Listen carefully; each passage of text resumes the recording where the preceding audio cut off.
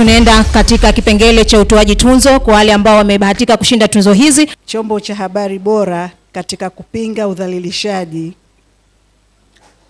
ni Radio Micheweni FM. Shujaa wetu leo katika kukomesha udhalilishaji dhidi ya watoto na ndoa za utotoni ni Bi Mkubwa Hamisi Ali. Shujaa kijana mtetezi wa unyanyasaji dhidi ya wanawake na kukuza usawa wa kijinsia ni Aisha Suleiman Salim.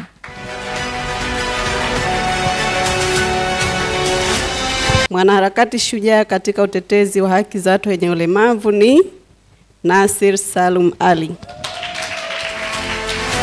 Nasir Salum Ali, yeye ni mwanaharakati shujaa katika utetezi wa haki za watu wenye ulemavu. Mwanahabari shujaa katika kukomesha udhalilishaji wa kijinsia ni ndugu Hamis Juma Omar.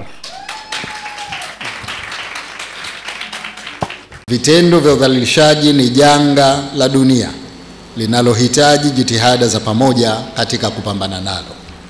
Pamoja na jitihada zinazochukuliwa na serikali, asasi za kiraia na wanajamii, bado tumekuwa tukishuhudia vitendo vya udhalilishaji vikiendelea, hasa kwa wanawake na watoto, ikiwemo ndani ya jamii yetu. Kwa mujibu wa ripoti ya utekelezaji wa Jumuiya ya Wanasheria Wanawake ya mwaka 2024, taasisi hii iliwahudumia wahanga wa vitendo vya udhalilishaji wapatao 1964, wakati malalamiko ya madai yalikuwa 1934 na mashauri ya jinai yalikuwa 30. Hii ni idadi kubwa kwa kipindi cha mwaka mmoja, na ukizingatia ni ripoti ya taasisi moja tu.